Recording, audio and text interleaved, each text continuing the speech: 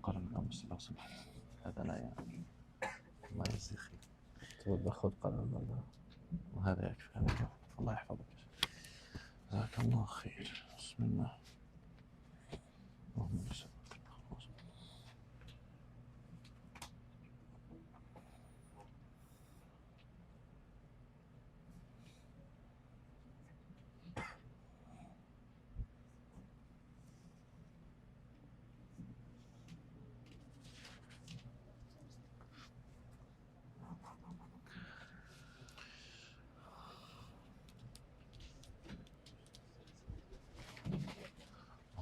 على محمد.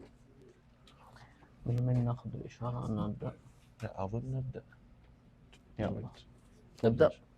بسم الله. نبدأ. طيب. بسم الله الرحمن الرحيم. الحمد لله رب العالمين، والصلاة والسلام على سيدنا محمد وعلى آله وصحبه أجمعين. اللهم علمنا ما ينفعنا، وانفعنا بما علمتنا، وارزقنا مع العلم العمل، وارزقنا مع العمل الإخلاص، واجعلنا ممن يستمعون القول فيتبعون أحسنه. حياكم الله جميعا إخواني الكرام وأخواتي الكريمات إلى هذه الجلسة. لا أعدها محاضرة، وإنما هي جلسة يعني جلسة أخ مع إخوته وأخواته. الله يجزيكم الخير وبارك فيكم. جعلنا عنوانها الأسرة القرآنية.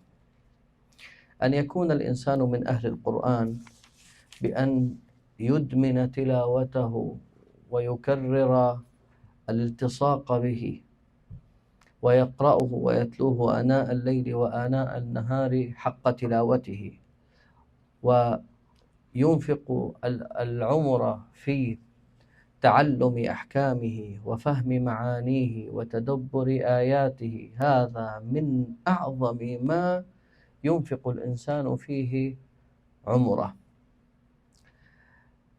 ولكن لا نريد للأب وحده أن يكون من أهل القرآن في منأى عن زوجته وأولاده، ولا نريد لامرأة أن تكون وحدها تقوم الليل بقرآنها وتذهب إلى معلمتها أو شيختها أو تنفق من وقتها لتدرس القرآن أو لتدرس القرآن في منأى عن زوجها وأولادها.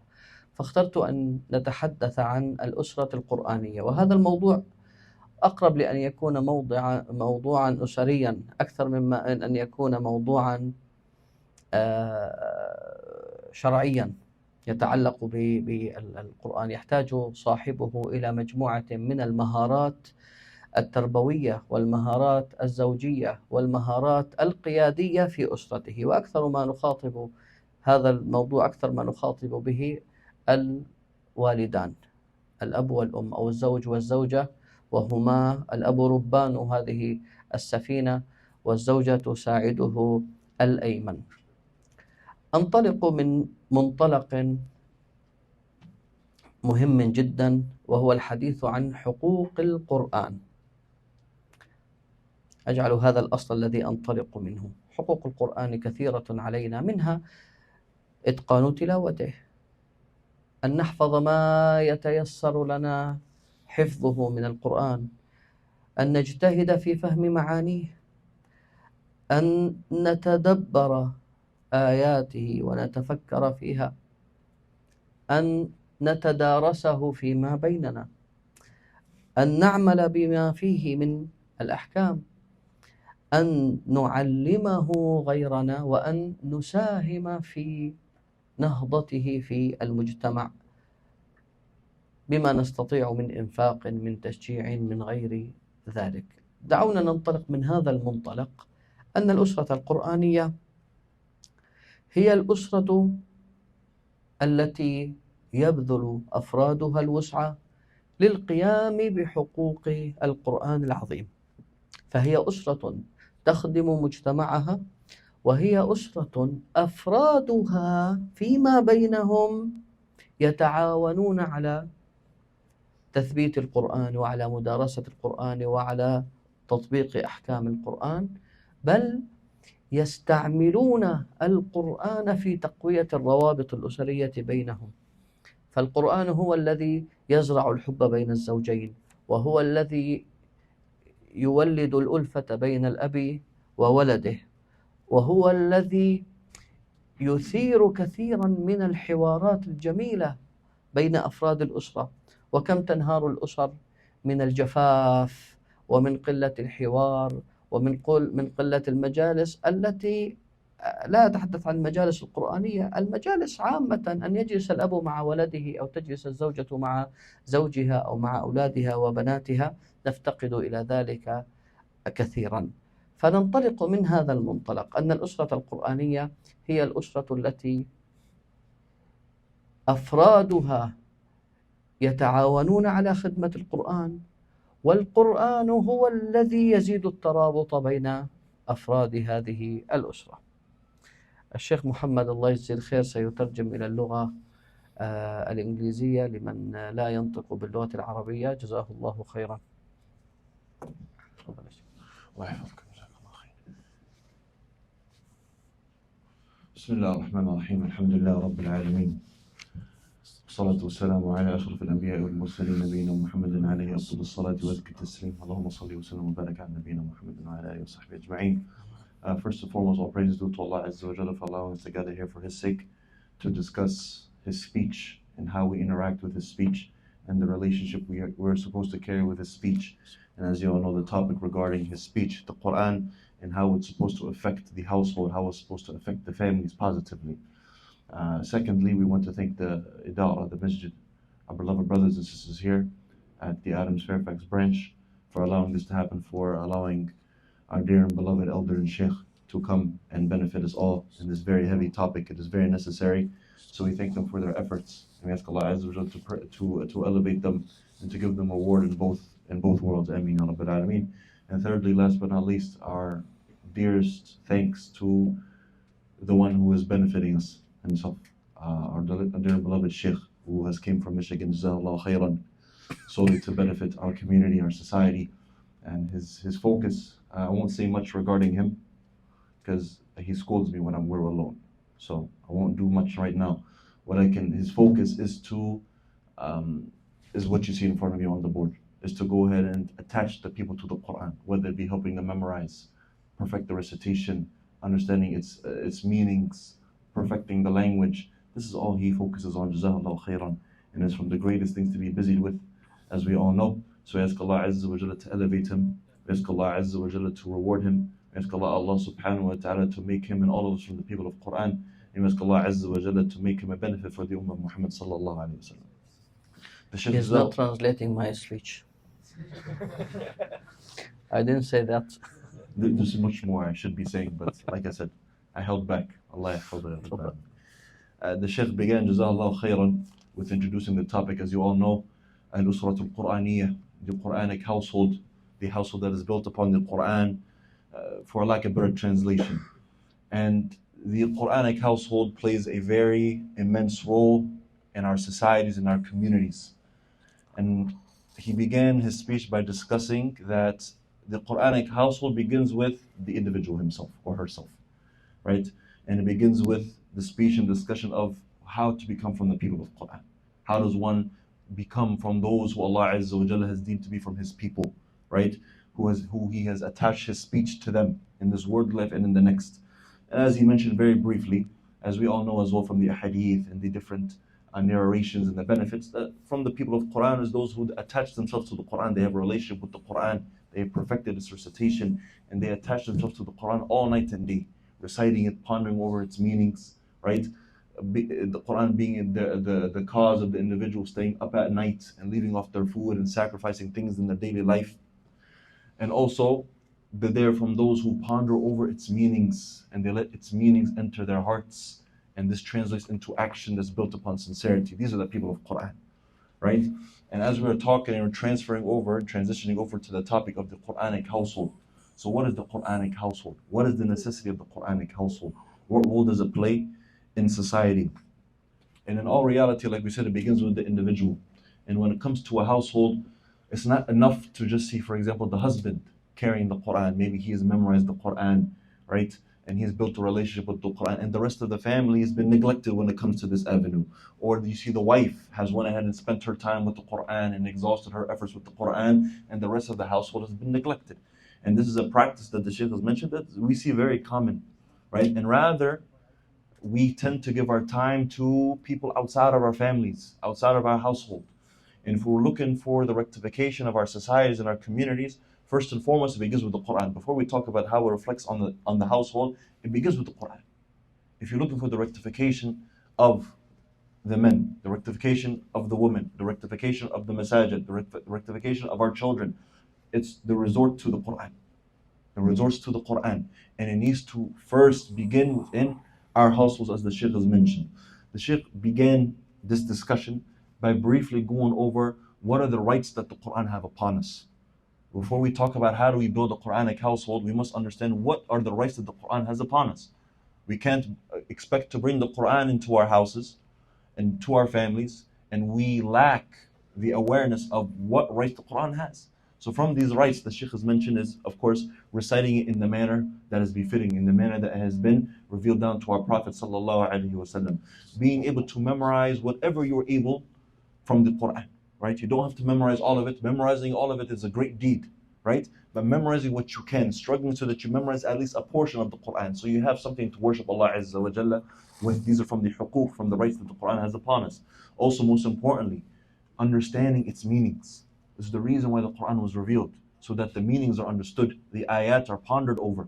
And if we lack understanding the meanings, but we have perhaps came with the first two, which is perfecting its recitation, memorizing the Quran even in its entirety, but we have lacked this avenue, we have missed the overall maqsood, the overall goal that the Quran has came to play, right? One of the rights of the Quran as well is also pondering over it, reflecting over its verses, sitting with its verses, and not just going over what it means and seeing the miracles as far as how it's been eloquently brought together in the Arabic language, but also seeing how these ayats reflect into your life, right? You read over the verses, you see how they've been put together, you see the messages that Allah Azza wa Jalla is sending us, and the next step of pondering is to go ahead and reflect and see how this ayah applies in my life, see how this chapter applies in my life. Also teaching it when one has reached these levels that we mentioned, to teach it, to stay stagnant with the Quran and not spread it. This is something you will be asked about. It is your right. The Quran has a right upon you. So to go ahead and teach the people, to teach your family, most importantly, as we will discuss, right? What you have benefited from the Quran, the golden treasures that you have extracted from the Quran and the likes, right? Acting upon it. From the greatest rights that the Quran has upon us. You can come with everything that we've mentioned. But the one thing you do not want to miss out on is applying the Quran. You come with everything, you ponder, you understand its meanings, you've understood the Arabic language, you see how precise the Quran is, but you have lacked in applying it. Now this Quran will be a proof against you, and it will testify against you. And this is from the greatest rights that the Quran has upon us, and also from the rights the Quran has upon us as individuals and to our families and to our societies, is spending for its cause. And spending for its cause, whether it's spending financially, whether it's spending your actual efforts, the manpower that we have, anything to do to aid the Quranic institutes, the masajid that are striving to teach the Quran, aiding our mashayikh and our teachers and muqri'een, those who are who have exhausted the efforts of learning the Quran and perfecting its sciences, and here to teach the people, aiding them in every avenue possible. These are the rights that the Quran has upon us. And this is the first thing that we need to understand prior to learning about how to build a household based upon the Quran. طبعا كل حق من حقوق القرآن التي ذكرناها سريعا الآن يحتاج إلى جلسة أو جلسات طويلة للتحدث فيها. فهذه المحاضرة أو هذه الجلسة يا إخواني فقط للفت الانتباه وتحريك الأذهان وتنبيه كل واحد منا إلى هذا الموضوع المهم، لكن لا نستطيع أن نتبحر في كل نقطة ونطيل الكلام فيها لأجل الوقت. الذي ينبغي أن ننتبه إليه لا سيما ونحن في أمريكا بعيدا عن بلاد الإسلام، أن كل هذه الحقوق التي نتحدث عنها لا يمكن أن تكون في معزل عن الإيمان بالقرآن الكريم وحبه وتعظيمه. لماذا أقول هذا الكلام؟ لأن كثيرا من الشبان يأتون لحلقات حفظ القرآن وربما يدخلون كثيرا من المسابقات وهو لا يدرك، ليس عنده إدراك كامل حول هذا القرآن، أنه كلام الله المنزل على عبده محمد صلى الله عليه وسلم. بعضهم يظن أن هذا مثله مثل الحديث الشريف، لا يدرك معنى القرآن، أو ربما لا يؤمن ببعضه، أو ربما لا يؤمن ببعض معانيه، وهو يداوم على حفظ القرآن. فلا بد من تثبيت عقيدة عند الإنسان. الإنسان لا يقبل منه صلاة إذا لم يصحح عقيدته أن يؤمن بالله وملائكته وكتبه ورسله واليوم الآخر. لو أن إنسانا أنكر آية واحدة من القرآن يكون خارجا من الملة، صحيح؟ فقبل أن نتحدث عن أخلاق القرآن ينبغي أن نتذكر أن أبناءنا يحتاجون إلى تثبيت لهذه العقيدة المتعلقة بالقرآن الكريم، أنه كلام الله عز وجل الذي أنزله على عبده محمد صلى الله عليه وسلم بواسطة جبريل عليه السلام، وأن هذا القرآن قد حفظ لنا منطوقا ومكتوبا عبر العصور متواترا، لم يتغير منه حرف ولم ينقص منه حرف ولم يزد فيه حرف. هذا كله نحتاج أن نذكر به أولادنا قبل أن نتحدث عن الحقوق. تفضل يا شيخ. The first thing that the Sheikh mentions that one needs to pay attention to when trying to build this Quranic household. And the point that the Sheikh is mentioning is very specific, especially to the day and age that we're in today, especially here in the West, where we are far from the lands of the Muslims, we are far from the traditions of the Muslims, and rather we see that the traditions of the West has entered our households, has affected our kids, and rather it is snatching our kids away from the traditions and the beliefs that the religion has set in stone for us. So before we talk about the rights of the Quran, and the Sheikh mentions that everything that we mention as far as the rights of the Quran that we previously just mentioned moments ago, each one deserves its own lecture. And we can speak about it for weeks, right? And these are things that we've heard repetitively, right? But each one has its own topic and deserves its own lecture, right? And rather books have been written about each individual right that we have mentioned previously, right? The first thing that we need to understand and we need to build in our households, especially with our children, is having the proper belief system, the proper mu'taqad, as we know it to be our aqidah, our belief system, how we believe in Allah Azza wa Jalla, how we believe in the unseen generally, how we believe in the things that Allah Azza wa Jalla has mandated upon us. How do we expect that the Quran affect our household, right? Walakin we have deficiency when it comes to the things that we must believe in. We have deficiency in our beliefs in Allah Azza wa Jalla. This may sound surprising, but we live in a day and age where a lot of, forget anyone else, but a lot of our Muslim households, a lot of our Muslim children, right, are even questioning the existence of Allah subhanahu wa ta'ala. So how do we expect the Quran to affect such individual? And we have deficiency when it comes to our belief in Allah Azza wa Jalla, the belief in the angels, the malaika, the belief in the prophets, and the things that Allah Azza wa Jalla has relayed on their behalf, the belief in the hereafter, the belief in the pre-decreed, the qadr, that everything has been written. This is the basis of our aqidah, our mu'taqad, right? And this is what the Quran encompasses. The Quran speaks about every single one of these points. Verse is one of the main themes of the Quran. So one of the things that we need to understand is first our belief, our iman in Allah Azza wa Jalla, and that also necessitates our belief in His speech. From our iman, from our aqidah is to believe in the speech of Allah Azza wa Jalla, and that the Quran that we have in front of us today, that we hear recited in the salawat, that we hear that our children are memorizing, that we have memorized, it is the speech of Allah Azza wa Jalla. It is the uncreated, divine, eternal speech of Allah Azza wa Jalla. He spoke it in a manner that befits His Majesty subhanahu wa ta'ala. And He sent it down to Jibreel alayhi salam, the greatest angel, and He gave him the occupation of teaching Muhammad sallallahu alayhi wa sallam every single verse. And from our belief is to believe that also this Quran has been preserved. Not has it only been preserved in the masahif, in a written form, in a written manner, but has also been preserved verbally. Everything that we say, every harakah, every letter that we pronounce, how we pronounce it, how long we hold a specific med, for example, everything has been preserved. And this is from the things that Allah has promised, and is also from the things that we are obliged to believe in as a Muslim. So these are the things we need to begin with in our household. beginning with the belief system, right? Because we live in a day and age and in a generation and in a time and in a place that's attacking these foundational principles.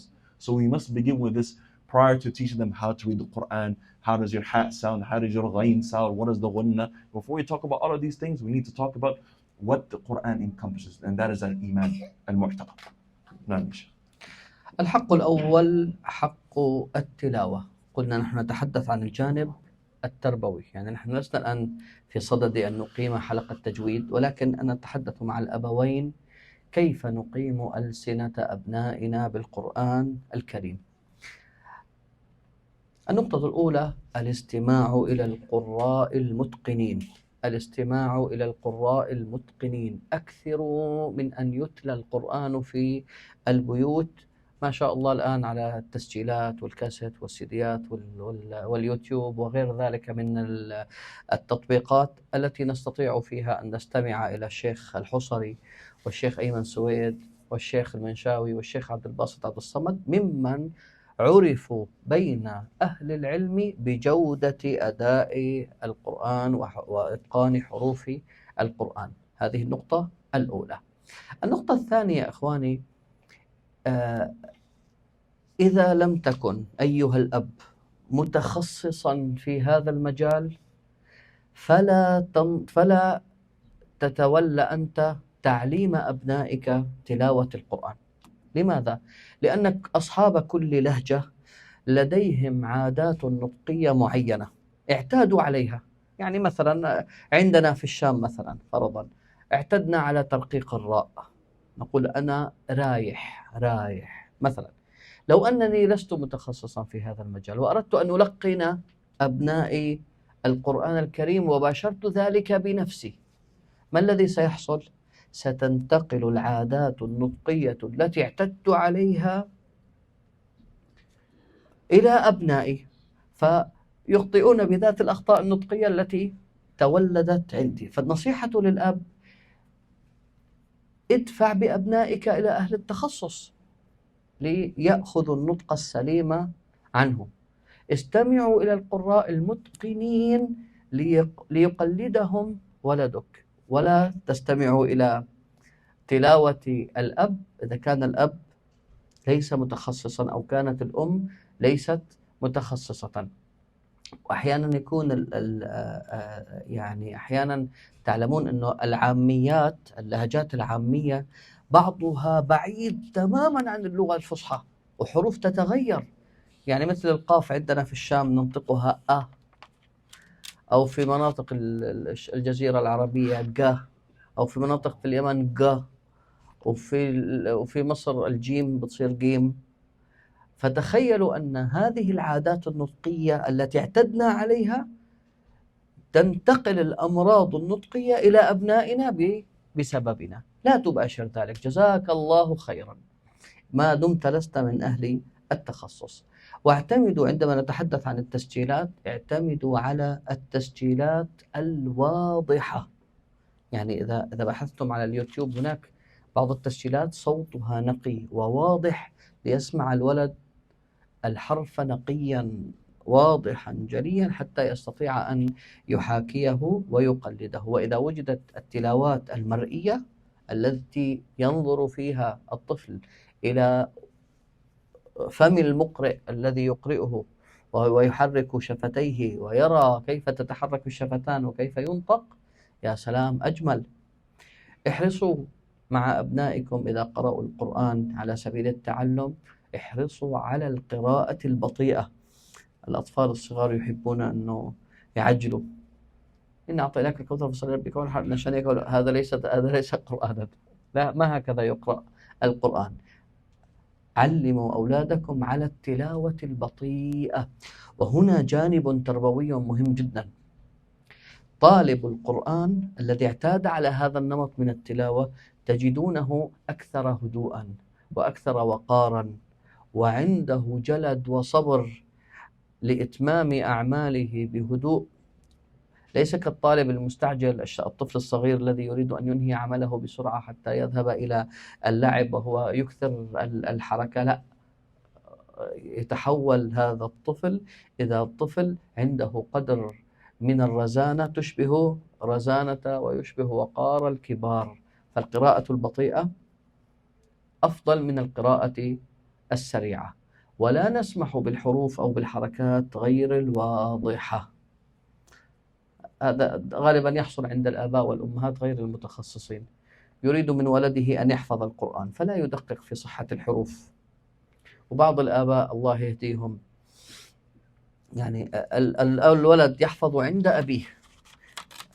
لأحد الشباب قطع شوطا حفظ حوالي 17 جزءا من القرآن الكريم، ثم جاء عندي: على من كنت تقرأ؟ من شيخك يا حبيبي؟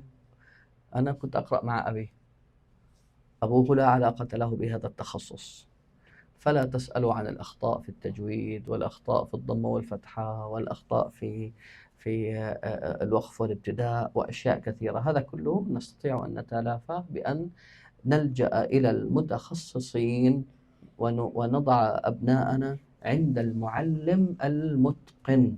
ومن البلاء الذي ابتليت به يعني كثير من الجاليات المسلمة في أمريكا أن المتخصص يكون يعني نادر الوجود، وأحيانا تضطر المدرسة أو المسجد أن يعين معلما لا يحسن أداء الحروف أو لا يحسن نقل المعلومة. فهذا بلاء الله يصبرنا عليه، الله يجزيكم الخير ويبارك فيكم. هذا فيما يتعلق بإقامة ألسنة أبنائنا. كما ترون أنا أتحدث من جانب تربوي ولا نتحدث عن مخارج الحروف وصفاتها. تفضل يا شيخ. الله يجزيك. أي ساعة الإقامة؟ إقامة العشاء أي ساعة؟ 8:30 حتى لا نطيل أكثر من اللازم. تفضل. The first thing the Sheikh began discussing from the rights that we have mentioned previously moments ago, from the rights that the Quran has upon us, the first one is that we recite it in a proper, befitting manner. What do we mean by this? Simply, and as the Sheikh mentions, this is not the time we're actually going to go into how do we pronounce the different huruf, the different makharij, the different articulation points of each letter, and the tajweed rules and how we apply them. This is not an educational gathering, but rather we're speaking about how to go ahead and nurture our households and how to nurture our communities with these rights. And first of them being how to recite the Quran properly. How do we make sure that we are doing what we can at the house, with our families, with our children, in order to prioritize the Quran being recited properly. The first thing that the Sheikh mentions is, or from the things that the Sheikh has mentioned, I may not go in order, but I'll list everything he's mentioned, inshallah ta'ala. The first thing that the Sheikh has mentioned is one of the grand mistakes that we see today in the household is that we will see that the parents have made it upon themselves to teach the children the Quran, which is sincere intention behind it, mashallah, there's a lot of strive behind this. Walakin, the unfortunate fact is that they are not people who have excelled in this science. And just like any other science that we're looking for, secular or Islamic, you need to go to the experts. And this is from the greatest sciences on the face of this earth, and that is the science of reciting the Quran. It is the speech of Allah Azza wa Jalla. We should not take it lightly, right? So now we see that the parents have made it upon themselves to teach the children. They have not learnt tajweed once in their life, but rather the Arabic that they may know is the Arabic of the Arabic of how they speak back home, the dialect that they speak back home of Arabic, right? So you see that the dialect that they're speaking back home tends to actually go against some of the ahkam of the tajweed or ahkam al-makharij al-huruf, right? It goes against it, it contradicts some of the articulation points that we need to go ahead and be concerned with in the tajweed rules. And the Sheikh gave multiple examples, right? So when this is the approach that the parents take, and this is how we build the foundation of our children, right? And let's say that we will go ahead and allow them to memorize the entire Quran upon this method. The Sheikh mentioned an example regarding this specific mistake where a student had came to him and he had memorized the Quran and he wanted to take the next steps with the Quran. So he asked him, where did you learn the Quran? He said, I learned it with my father. My father taught me. And what is known as his father is that someone who is specialized in the science of the tajweed, in the qira'ah of the Quran. Right? So the first advice is take your children to the experts of the Quran. Take them to a teacher who is credible, right? Who has their chain down, that can teach the Quran and teach the recitation of the Quran in the way that it was brought down to our beloved Prophet sallallahu alaihi wasallam. The second advice in how do we go ahead and establish this right in our households is by getting acquainted with the Quranic recitations that we see today that are known to be up to par to the level of tajweed, such as the recitation of Sheikh al-Husari alayhi rahmatullah, or the tilawa of Sheikh al-Minshawi alayhi rahmatullah, Sheikh Abdul Basit Abdul Samad rahmatullah alayhi, Sheikh Ayman Suwaid.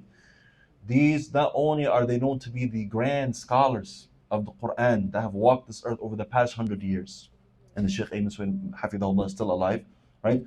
Walakin, the recitations have been preserved, and we find them on CDs, we find them on discs, we find them on tapes, we find them on YouTube playlists.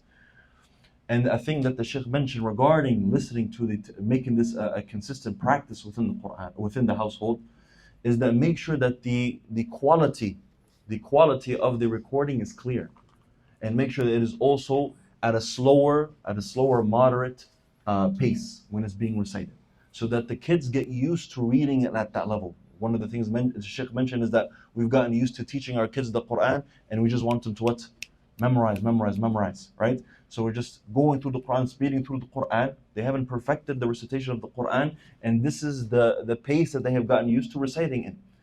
So he said, as we're listening, make sure we're listening to the proper recitations. And mashallah, just so I can add on to what the Sheikh mentioned, these Qur'at that we mentioned, their playlists are present on YouTube and have been preserved, walillahi alhamd, right? And not only that, but these Qur'at have their normal recitations where they're reciting at the masajid or in salah, and they also have specific recordings that they took the time to do and perform that is meant to aid the one who's learning the Quran, right? You can tell that they're reading much slower, and you hear every letter, you hear every tajweed rule being applied, right? So he said, resort to these recitations, resort to these recordings as a source for the children, so they get used to this pace, they get used to this way of reciting the Quran. And from the things that the Sheikh also mentioned is also resorting to, like I said, resorting to an expert with the Quran. If the parents have lacked in this field, and this is also a motivation, if the parents know that it's not befitting for them to teach their children this Quran, and we have just mentioned how heavy it is and how the science has been preserved, and we need to be diligent in how we teach it, this is actually a motivation for the parents. It's a motivation for the parents. If we want our kids to become huffaz and mutqineen for the Quran and strong in the recitation of the Quran and its memorization, and we see that we even lack in this avenue, so we can't even give it to them properly. So this should motivate the parents to go ahead and take this opportunity to learn the Quran as well. It's never too old. You're never too old to go ahead and learn the Quran. And it's not something that is looked down upon. Rather, some of the great A'imah of today that are leading in the haram, that are leading in the bigger masajid, they memorize the Quran past their 40s. So this is also a motivation for the parents to take heed in this as well. And imagine how easy it will be in the household when the children are reading and you're able to aid them, because you have excelled in the science. You're able to teach them how to present the huruf and recite the Quran and the likes. So these are from the advices that the Sheikh has mentioned regarding how do we focus on establishing the proper recitation in the household. ننتقل إلى الحق الثاني، وهو حفظ ما تيسر من القرآن. وأرجو أن ننتبه إلى ملحظ مهم جدا. بعض الناس يقولون حفظ القرآن ليس فرضا، وتحت هذه العبارة وراءها ما وراءها. حفظ القرآن ليس ترفا، حفظ القرآن واجب. أنت كأب عليك أن يحفظ ولدك شيئا من القرآن. الرسول صلى الله عليه وسلم يقول: من ليس في جوفه شيء من القرآن كالبيت الخرب. كالبيت الخرب. هل ترضى أن يكون ولدك كالبيت الخرب؟ عبارة أن ليس واجبا على كل أحد أن يحفظ القرآن، هذه العبارة يعني مثل الحق الذي أريد به باطل. نعم، ليس فرضا على كل أحد أن يحفظ كل القرآن، ولكن واجب على كل أب أن يسعى في تحفيظ ولده القرآن ما استطاع إلى ذلك سبيلا. فإذا أنهى الطفل طفولته عندك وهو يحفظ نصف القرآن، يا سلام. إذا حفظ أقل 10 أجزاء جيد، لا بأس. المهم أن تبذل الوسع في ذلك وألا تهمل هذا الجانب. بعض الآباء والأمهات انطلاقا من مبدأ أن حفظ القرآن ليس فرضا يتهاونون في تحفيظ أبنائهم. فهذا يعني هذا الأب أنا أخشى عليه أخشى عليه إذا كبر ولده أن يشير إليه بإصبع الاتهام، يقول له أنت يا أبي قصرت في حقي في حفظ القرآن الكريم. الطفل لا يستطيع أن يحفظ وحده. الخطأ الأول الذي يقع فيه كثير من الآباء، يقول لولده روح احفظ القرآن، روح يا ابني احفظ، حفظت ما حفظت روح احفظ، دون أن يعين له مشرفا، ودون أن يعين له معلما، ودون أن يضع له خطة للحفظ، ودون أن يعرف الطفل ما معنى كلمة الحفظ. والدليل أن الطفل لم يفهم معنى الحفظ هو أنه عندما يأتي للتسميع لا يستطيع أن يقدر نفسه هل حفظ أو لم يحفظ. مضبوط ولا لا؟ فهذا خطأ كبير يقع فيه الآباء. إذا أردت أن تأمر بأمر فعليك أن تأمر مع الأمر عليك أن تعين ولدك على هذا الأمر، فأن يتعلم الطفل آلية الحفظ. لذلك أنا كنت مديرا لإحدى المدارس، كنت أطلب من المعلمة ألا تكتب في الواجب حفظ سورة الفيل، لا، الواجب الاستماع إلى سورة الفيل كل يوم 3 مرات. الولد الآن هذه الوظيفة قابلة للقياس، measurable، صح؟ measurable. تمام؟ فهذه يفهمها الطفل.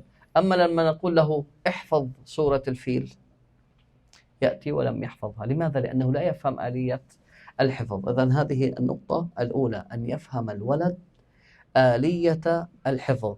أنا أقول لك أيها الأب هذا، إذا لم يكن حولك من يحفظ أولادك القرآن عليك أن تقوم أنت بهذه المهمة. وإذا كان حولك من محفظي القرآن من يشرف على ولدك فتأكد أن ولدك تصله هذه الخدمة. اسأل ولدك هل علمك شيخك كيف نحفظ الصفحة؟ والله الآلية التي أحفظ بها أن أقرأ نصف الصفحة 20 مرة، أن أقرأها 100 مرة، أن أقرأ الآية الأولى ثم أكررها 10 مرات، ثم أضم إليها الآية الثانية 10 مرات. آليات كثيرة، لكن المهم أن تكون هناك آلية يفهمها الطفل. وكذلك مهم جدا أن تضع له خطة. فكما تعلمون أن العمل الذي لا توضع له خطة زمنية لا يمكن أن ينجز. لا يمكن أن تكتسب مهارة، ولا أن تقرأ كتابا، ولا أن تتعلم شيئا إلا على نحو جاد متخصص إلا إذا وضعت لنفسك خطة. خطتي أن أقرأ كل يوم نصف ساعة، هكذا ستنجز. إذا قلت خطتي أن أتمرن في النادي كل يوم من الساعة كذا إلى الساعة كذا، اليوم الفلاني أمرن العضلة الفلانية، اليوم الفلاني أمرن هكذا تستطيع أن تصل. وإذا أردتم أن دليلا على ذلك، انظر كم مرة بدأت بالحمية الغذائية ولم تصل ولم تنقص شيئا من وزنك. لماذا؟ لأنك لم تضع خطة زمنية لأجل ذلك. فإذا أردت أن يحفظ ولدك القرآن فعليك أن تضع له أو تتأكد أن شيخه وضع له خطة زمنية قصيرة وخطة زمنية بعيدة. الملحظ المهم جدا وهو الاهتمام بالمراجعة. وانتبهوا لا يخدعنكم أحد. هذا الطفل الذي يحفظ سورة الناس ثم يرميها وراء ظهره، يحفظ سورة الفلق يرميها وراء ظهره، يحفظ سورة قل هو الله أحد يرميها وراء ظهره، ثم يصفق الناس لهذا المعلم أو لهذا المركز أو لهذا المسجد الذي حفظ ولدهم القرآن. خلال سنة واحدة الولد ما شاء الله حفظ القرآن كاملا، وصل إلى سورة البقرة فنسي آل عمران ونسي النساء ونسي المائدة ونسي كل شيء. ففي النهاية هو ليس بحافظ. فنعرض الطفل لإصابة بالإحباط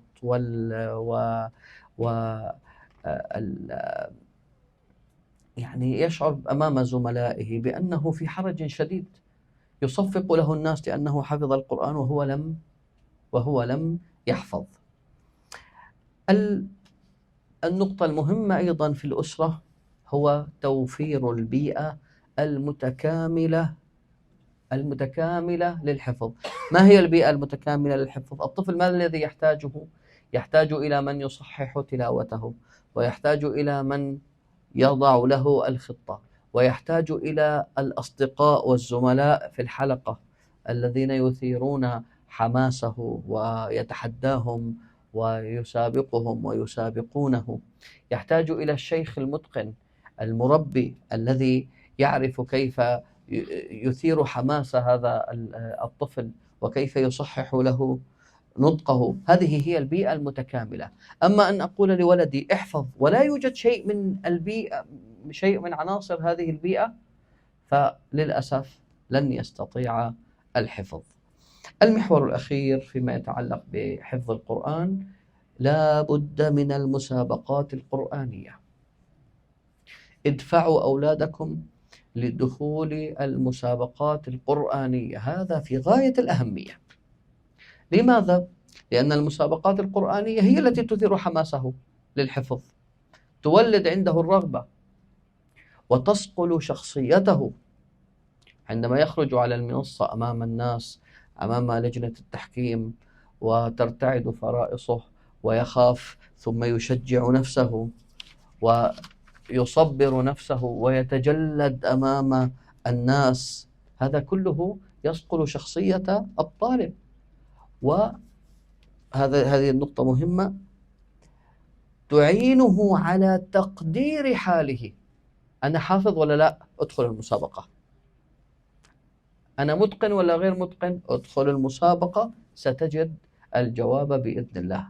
أما إذا قدر نفسه بنفسه أو قدره المجتمع الذي لا دراية له ولم يختبره، فعندئذ نكون قد عرضنا هذا الطفل المسكين لإحباط ولخيبة أمل يعني كبيرة جدا.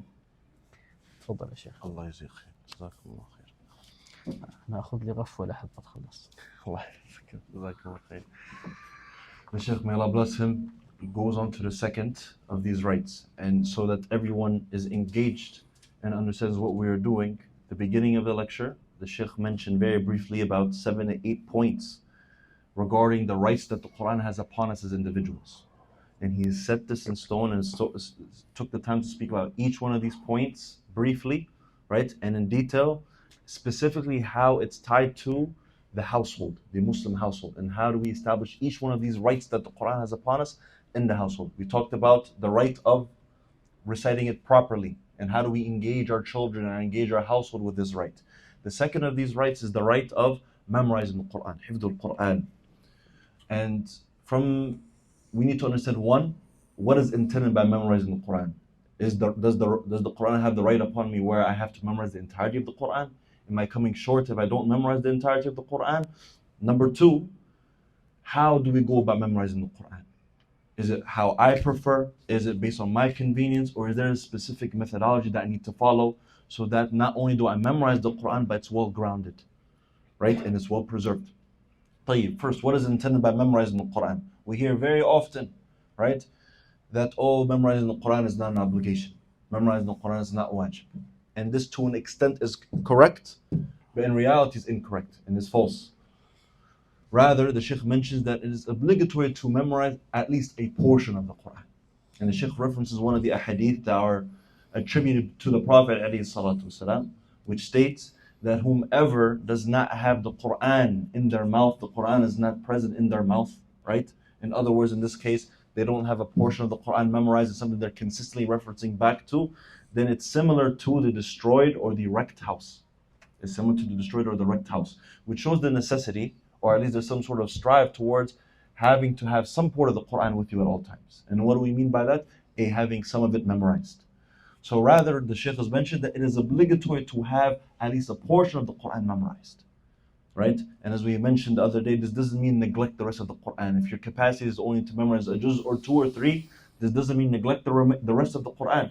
Rather, you still need to have the relationship in reading the entirety of the Quran. But when it comes to memorization, meaning the right that the Quran has upon you, and memorizing a portion of it, grant yourself a juz, 2, 3, 10, 15. If you have the istita'a to do the whole Quran, this is khair. This is something that one should look forward to. if one has the ability to do so, you see it in your child, you see that he or she possesses the traits and the qualities to take this step and to take on this challenge, you strive and you encourage them. And that takes us to the next step. طيب, now we understood what it means to memorize the Quran, what this right is. طيب, how do we go about it? How do we go about memorizing the Quran? What are the steps we need to take?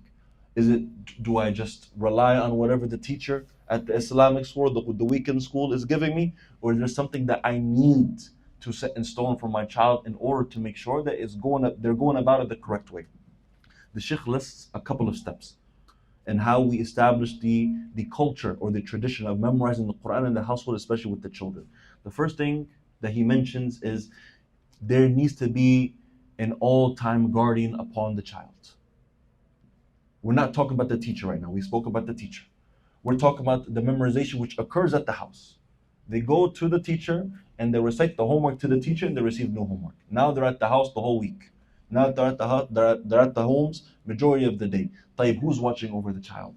Who's checking his agenda or her agenda book and looking what's the homework that's been assigned? Right? Are you diligent in sitting with your child daily, looking at what has been assigned to them and going through their homework with them? There needs to be someone overseeing your child. More so should be the parent that should be doing this. There needs to be an engagement, a relationship with your child, even if you're not the one teaching them, but there needs to be a relationship with your child in their journey of memorizing the Quran. This is very necessary. Just like any other activity, extracurricular, you want them to excel in a science, a subject, a sport, you don't just let them be. You don't just let them do their thing. You don't let them off and just create their own path. You sit there with them, you take them to practice. You check on their coach. You ask their teacher, right? You go to parent-teacher conferences. You make sure they're doing their homework. You're checking their grades.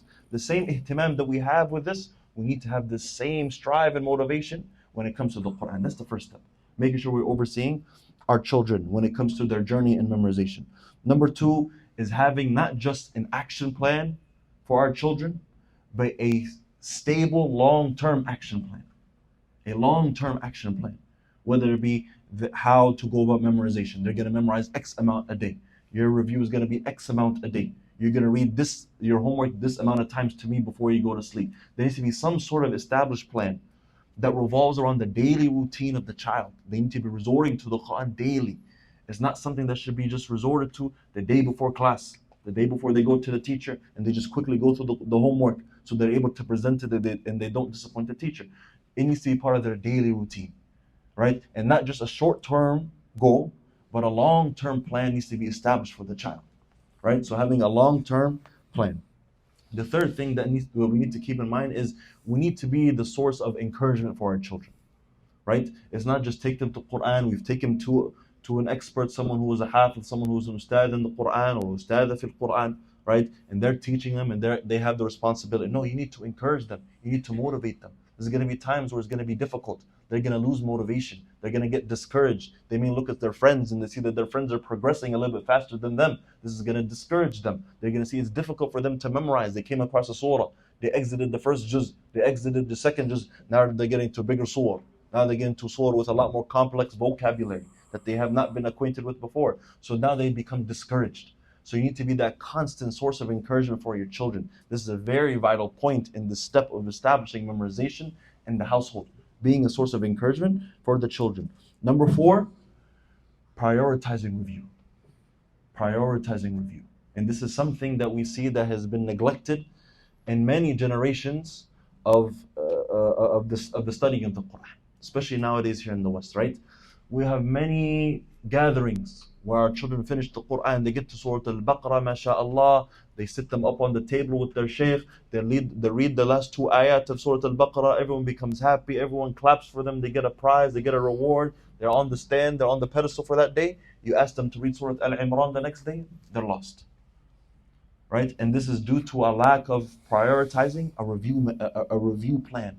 So not just a plan when it comes to memorizing the Quran, making sure you memorize X amount a day and repeat your homework X amount daily. Walakin there needs to be, just like you're prioritizing the new memorization, you must prioritize and rather focus even more on the review. So setting in stone a review plan for the child.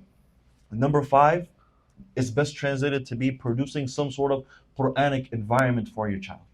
right? There's someone who's teaching them the Quran. There's someone who's listening to their memorization, right? For example, the mother it's upon her every day to listen to the new homework of the child. The father in the morning before the child goes to school, he listens to his juz, his son's juz of review or two ajza of review, for example, right? Everyone needs to be playing a role, right? They need to have friends that are memorizing the Quran, right?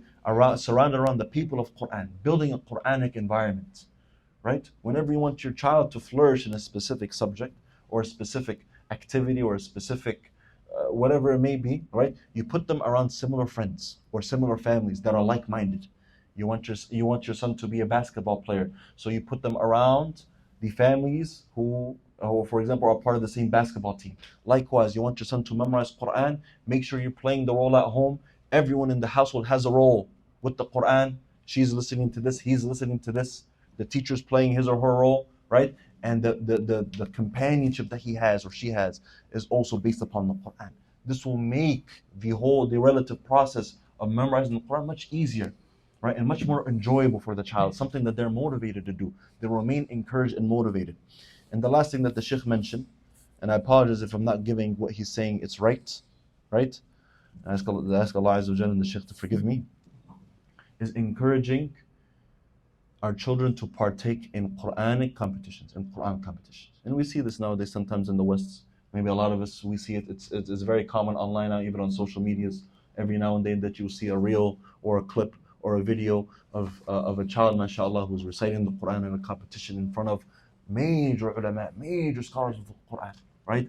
And the Sheikh mentions what is the necessity of this in the process of building the Quran for our children. What is the necessity of this? What role does the Quran competition play? Right? He mentions two very important things. The first thing he mentions is that it builds, first and foremost, it builds strength with the Quran. It builds the child's strength with the Quran, their memorization, their itqan, their level of expertise with the Quran. It becomes much stronger, much more fluent in their system. They're much more acquainted with it because they're forced to prepare and they're put to the test. Number two, it builds their confidence. You're sitting in front of thousands of people, hundreds of people. You're sitting in front of mashayikh, right? Who are known to have a status, who are known to be people who've excelled in the science of the Quran, right? So of course it's going to build confidence, right? It's going to build confidence within the child. So these two qualities that are found within the Quranic competitions, right, is from the greatest benefits. تصقل شخصيته. It builds their personality. It sharpens his personality. It sharpens and it builds and it strengthens one's personality, which is very necessary. The Sheikh is very necessary today. Our schools, social media, everything is destroying the personality of our children. They're losing communication skills, social awareness, everything. So these are from the things that actually enhance that and strengthen it. Like the Sheikh said, it sharpens it. Inshallah. Allah yazikum khair. الحق الثالث التعرف على معاني القرآن وعلى تفسير القرآن. هذا الحق إخواني أنا أتحدث عن الأب والأم. الأب والأم ليسا في الأساس هم المصدر لكل المعلومات التي يحتاجها الطفل، وحولنا الأفكار والانحرافات الفكرية الكثيرة التي تحاول أن تعبث بمعاني القرآن وتشوه معاني القرآن. فأول واجب على الوالدين أن يعرفا أولادهما على مصادر العلم بالتفسير، المصادر الموثوقة، حتى لا يلجأ إلى الإنترنت، إلى أي موقع أو يستمع إلى أي إنسان قد يكون منحرفا فكريا يشوه معاني القرآن فيؤدي بهذا الطفل إلى انحرافات فكرية خطيرة، فيدله على كتب معينة يثق بها، يسأل عنها أهل العلم، يدله على مواقع معينة، على علماء معينين حتى يسألهم. وكذلك ينصح الأب أن لا يجعل من نفسه هو مصدر المعلومة. بعض الآباء يظن أنه عليه أن يجيب على كل سؤال يسأله إياه ولده. لا، ليس عليك أن تجيب على كل الأسئلة. قل له يا ولدي والله أنا لا أعلم، تعال أنا وأنت نبحث، نفتح كتاب التفسير ونقرأ في تفسير هذه الآية حتى نتعرف على معانيها، وأنا أستفيد وأنت تستفيد. يمكن الاستعانة بكثير من الدروس الموجودة على الشبكة لعلماء معروفين يعني نثق في علمهم ونثق في تفسيرهم لكتاب الله عز وجل، ويتدرب الابن على البحث بطريقة صحيحة كما قلنا ليحميه من أي انحراف أو لأي تفسير خاطئ للقرآن الكريم. تفضل يا شيخ. وقت الأذان دخل يؤذن. نعم. وقت الأذان دخل. وقت الأكل. الأذان ليس الأكل. الأذان على راحتكم. طيب تفضل. أذان.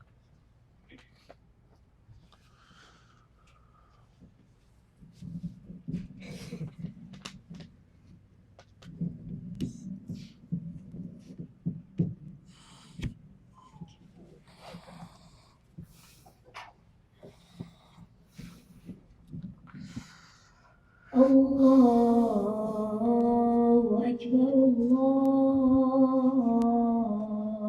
أكبر الله أكبر الله أكبر الله أكبر الله أكبر. أشهد أن لا إله إلا الله أشهد أن لا إله إلا الله أشهد أن محمدا رسول الله أشهد أن محمدا رسول الله حي على الصلاة حي على الصلاة حي على الفلاح حي على الفلاح الله أكبر الله أكبر لا إله إلا الله لا إله إلا الله. الله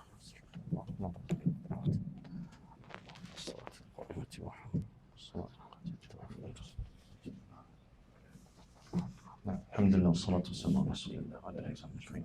The third of these rights that the Quran has upon us is learning its meanings and its proper tafsir. And this is where, like we mentioned before, where the actual treasure of the Quran is found, and understanding its meanings. And pertaining to this topic, making sure our children are acquainted to the meanings of the Quran, more specifically the things that they're memorizing, making sure they have a general awareness of what they're reading, right? And the Sheikh mentions very briefly, how do we go ahead and apply this in our households? First and foremost, if you are not an expert in this field of the tafsir, as one's father or mother, if this is not something that you have studied, you're not an expert in the meanings of the Quran, your child comes and asks you something regarding the Quran, and what does this mean, or they have some sort of doubt, don't make it upon yourself to answer the question, right?